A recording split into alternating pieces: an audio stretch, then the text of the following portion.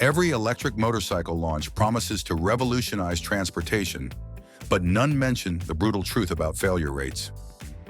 What if I told you that over 90% of electric motorcycle startups collapse before delivering a single bike? That's not pessimism.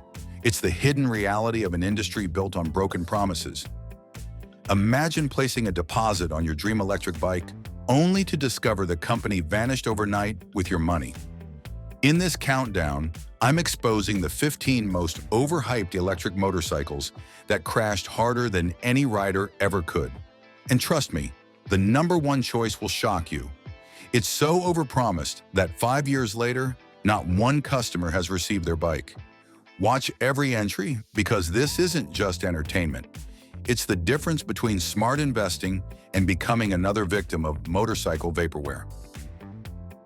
Number 15, Royer Motorcycle Company. Starting our countdown at number 15 is Royer Motorcycle Company, a name that once carried weight in American motorcycle manufacturing. While specific details about their electric ventures remain scarce, their inclusion in the graveyard of defunct U.S. motorcycle brands tells a story that's become all too familiar in the electric vehicle space. Royer represents the countless ambitious startups that entered the electric space with big dreams but lack the resources, expertise, or market understanding to survive. The company likely followed the same playbook we see repeated throughout this industry. Secure initial funding, create buzz around revolutionary concepts, then discover that building motorcycles is infinitely more complex than building PowerPoint presentations. The electric motorcycle industry attracts entrepreneurs who see Tesla's success and assume they can replicate that magic with two wheels. What they don't realize is that motorcycles present unique challenges that cars don't face. Weight distribution becomes critical when you only have two contact patches with the ground. Battery packaging is constrained by the need to maintain proper center of gravity. Their failure serves as a reminder that good intentions and initial funding aren't enough in an industry that demands precision engineering, supply chain mastery, and deep pockets for the long haul.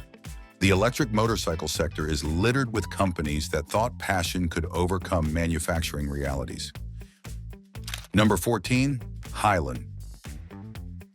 Highland Motorcycles sits at number 14, another casualty in the electric motorcycle battlefield. Like many American manufacturers, Highland entered the market during the early wave of EV enthusiasm when government incentives were flowing and environmental consciousness was rising among consumers hungry for alternatives to traditional motorcycles. The timing seemed perfect for Highland's entry. Federal tax credits were making electric vehicles more affordable. States offered additional rebates.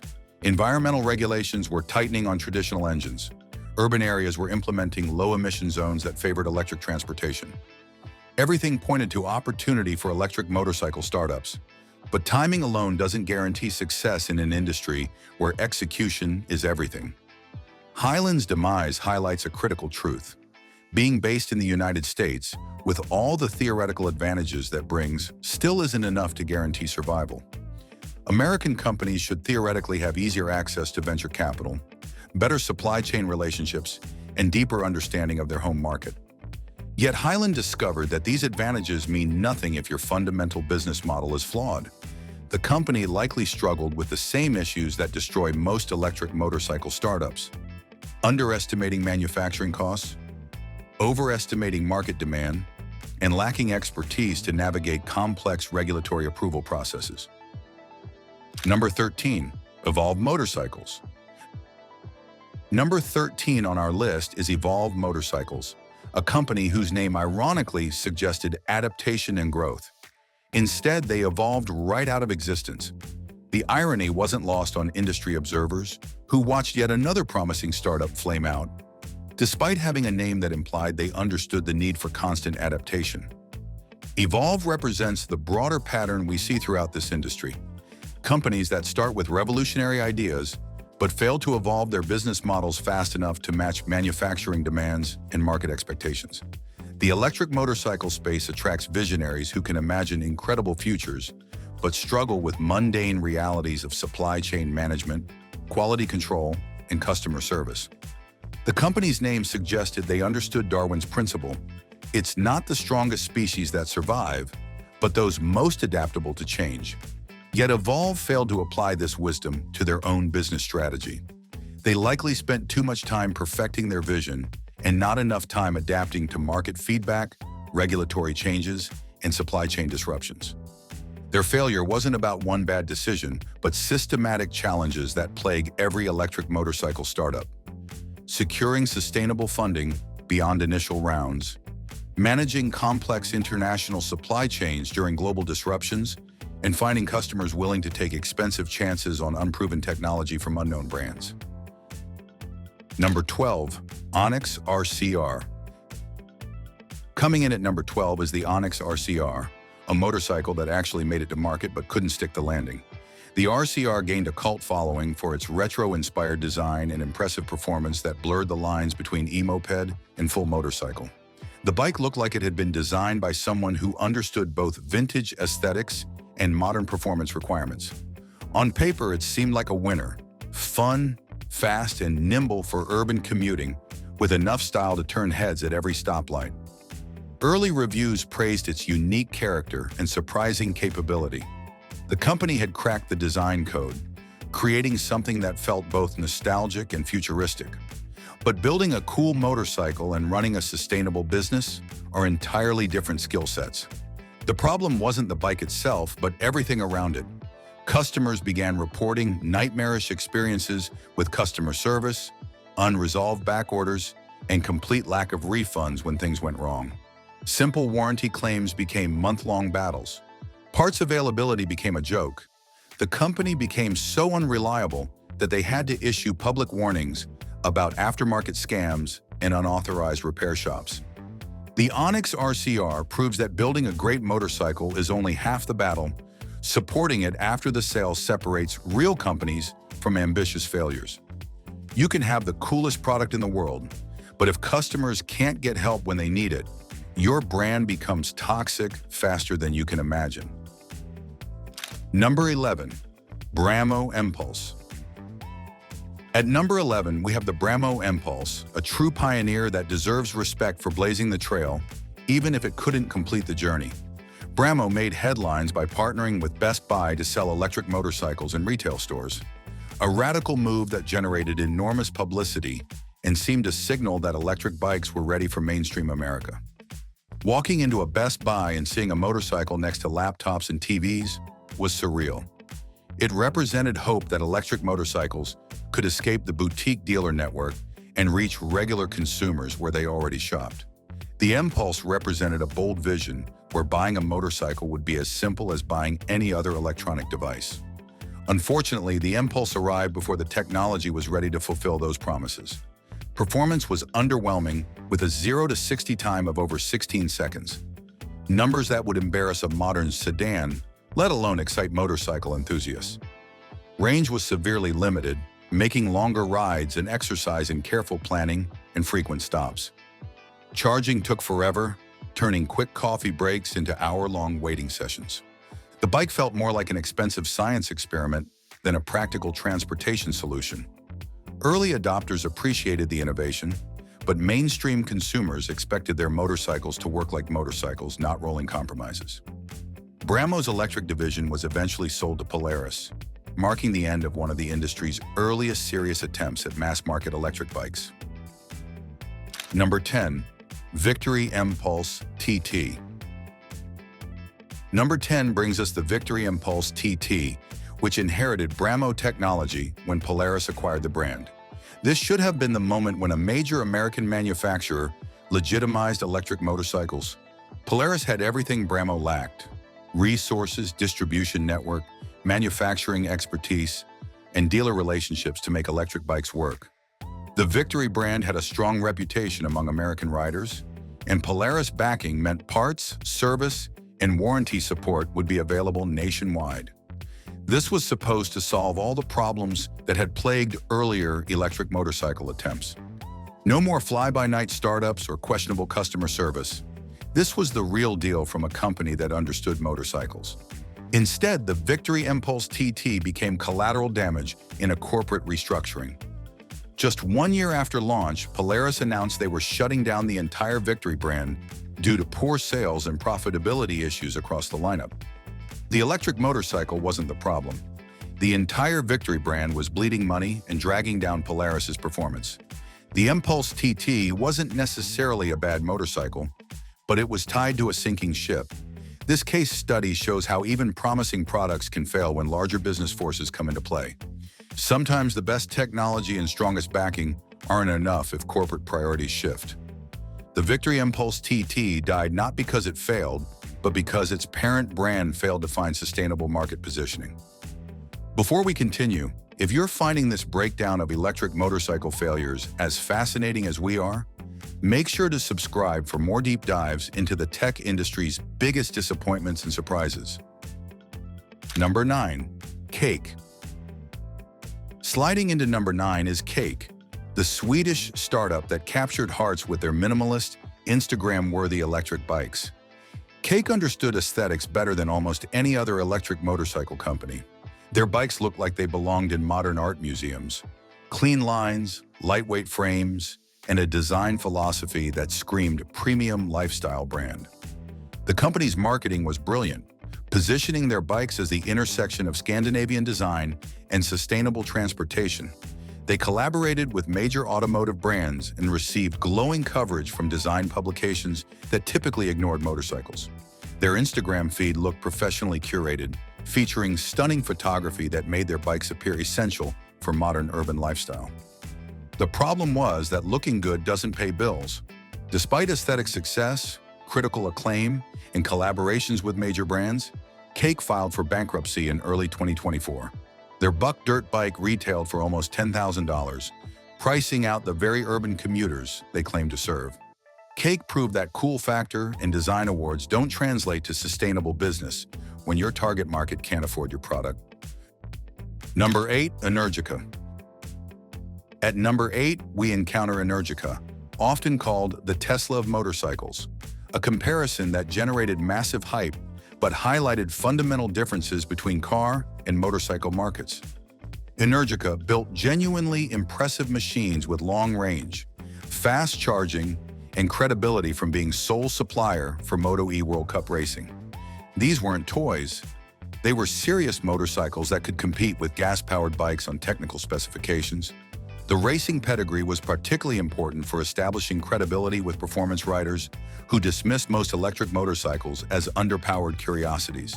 Seeing Energica bikes competing internationally proved electric power could deliver performance that serious riders demanded. The engineering team clearly understood motorcycle dynamics and thermal challenges of high-performance electric systems. The fatal flaw was price. The Energica Xperia started at over $23,000, putting it out of reach for most riders. Unlike Tesla, which eventually scaled down to more affordable models, Energica never found a way to bring costs down. The company filed for bankruptcy, proving that being technically superior isn't enough if your market can't afford your innovation. Number 7. Alta Motors Redshift. Number 7 brings us one of the most tragic stories on this list, the Alta Motors Redshift. Unlike many entries here, Alta actually delivered on their promises. The Redshift dirt bikes were genuinely revolutionary, earning praise from riders and reviewers who called them the best electric off-road bikes ever made. Alta had cracked the code on electric dirt bike performance, creating machines that could challenge gas-powered competitors in demanding conditions. Professional motocross riders who tested Alta bikes were impressed by instant torque delivery, precise throttle control, and elimination of clutch work that allowed focus on-line selection. The bikes offered advantages gasoline engines couldn't match. Perfect power delivery from 0 RPM, no engine braking to manage, and whisper-quiet operation that opened noise-restricted riding areas. Then in 2018, everything ended. Alta suddenly ceased operations after a failed investment deal with Harley-Davidson. This wasn't about a bad product or unrealistic promises. This was about the fragile nature of startup funding in a capital-intensive industry. Alta's failure haunts the industry because it showed that even when you build the perfect product, success isn't guaranteed.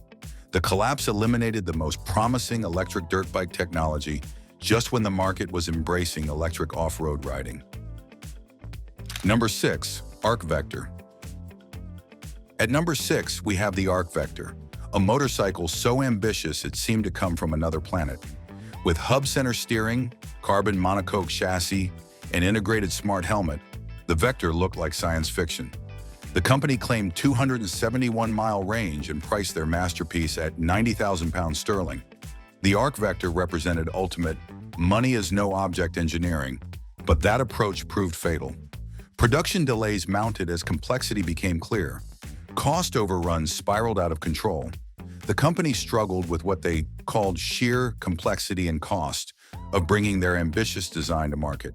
Distribution issues in the US created additional obstacles. One forum member perfectly captured the problem, noting that at this price point, you're not buying transportation, you're buying a display piece. The Arc Vector failed because it prioritized engineering spectacle over practical utility. Revolutionary hub-center steering, carbon construction, and smart helmet integration created a motorcycle that was more concept than practical machine. The gap between ambitious vision and market reality proved insurmountable. Number 5. Harley-Davidson Livewire 1. Coming in at number 5 is perhaps the most shocking failure on our list. The Harley-Davidson Livewire 1. This wasn't some unknown startup. This was Harley-Davidson, the most iconic name in American motorcycling, backed by celebrity endorsements from Jason Momoa and Ewan McGregor. The company spun off Livewire with hundreds of millions in investment. Everything should have worked. Instead, it became a masterclass in how not to launch an electric motorcycle. Sales were catastrophic. Just 597 bikes in 2022 and 660 in 2023. The company slashed prices from over $27,000 to under $17,000, but even massive discounts couldn't save it. The Livewire 1 wasn't a bad motorcycle. Reviewers praised its performance and build quality. The failure was cultural. Harley riders buy into an experience, the rumble, vibration, and sensory overload of a big V-twin engine. The Livewire delivered none of that, creating fundamental disconnect between product and target market. The most legendary brand in motorcycling couldn't overcome the fact that their core customers wanted an experience that electric power simply couldn't provide. Number 4. Sondor's Metacycle.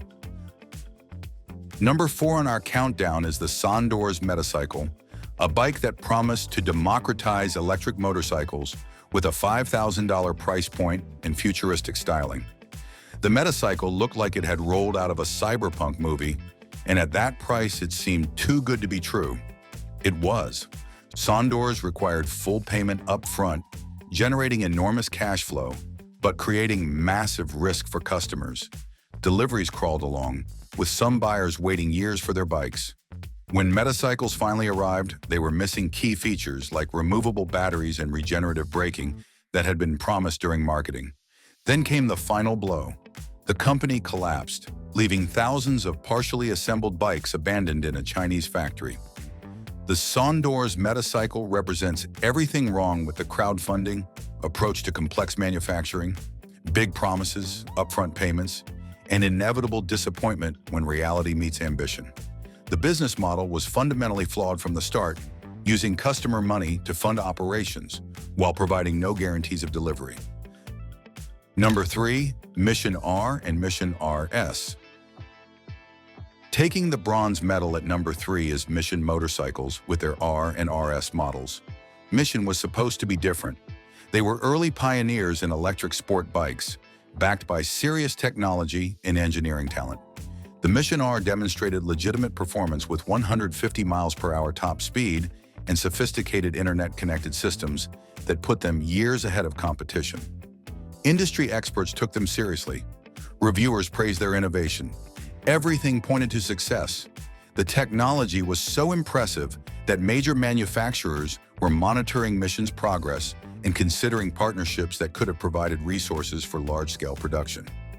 Professional journalists predicted Mission would be among the first electric companies to achieve mainstream success. Then in 2015, Mission filed for Chapter 7 bankruptcy without delivering a single production bike to customers. Internal fighting between co-founders, combined with massive costs of scaling production, destroyed the company from within. Mission's failure was particularly devastating because their prototypes proved high-performance electric motorcycles were possible. They had technology, talent, and vision, but couldn't translate engineering brilliance into business success. Number 2, Fuel Follow. At number 2, we have the Fuel Follow, a project that should have succeeded based on pedigree alone. When Eric Buell, legendary motorcycle designer behind Buell Motorcycles, announced his new electric venture, the industry paid attention. Buell's reputation attracted over $1.5 million in crowdfunding, proving people believed in his vision for urban electric mobility. Buell's previous motorcycles had earned cult followings among riders who appreciated unconventional engineering solutions. His name carried enormous weight with enthusiasts who understood his contributions to motorcycle dynamics and frame design. The Flow was positioned as practical urban commuting that would incorporate decades of engineering experience with modern electric technology. That faith was misplaced. Despite significant funding in Buell's engineering legacy, Fuel filed for Chapter 7 bankruptcy. The company couldn't cover basic labor costs and manufacturing expenses needed to build and ship bikes. Company assets were auctioned off, leaving crowdfunding backers with nothing but disappointment. The Fuel Flow's failure demonstrates that even legendary designers can't overcome fundamental challenges of modern motorcycle manufacturing when business models can't support production realities. Number 1, Damon Hypersport. Finally taking the top spot as the most overhyped electric motorcycle of all time is the Damon Hypersport. Unveiled at CES 2020 with specifications that seemed impossible: 200 horsepower, 200 miles per hour top speed, and 200 miles of range. Damon's marketing focused on revolutionary features like AI-powered safety systems and shape-shifting ergonomics that could transform the bike from sport to touring configuration on command. The hype was incredible. Investment poured in, media coverage was extensive, pre-orders stacked up. 5 years later, not a single Hypersport has been delivered to a customer. The company has been plagued by constant manufacturing delays, facility relocations, massive layoffs, and executive departures. The AI-powered co-pilot system was supposed to use cameras and sensors to warn riders about dangers before they became critical. The Shift technology promised to change ergonomics without stopping. These weren't incremental improvements. They represented fundamental rethinking of what motorcycles could become. The marketing suggested Damon was creating the world's first truly intelligent motorcycle. The Damon Hypersport represents ultimate vaporware, a product that exists only in marketing materials and investor presentations. It's overhyped because the gap between promise and reality isn't just wide, it's infinite. No clear path exists from current situation to actual customer deliveries, making it the perfect example of how ambitious visions can become expensive lessons in the unforgiving world of motorcycle manufacturing.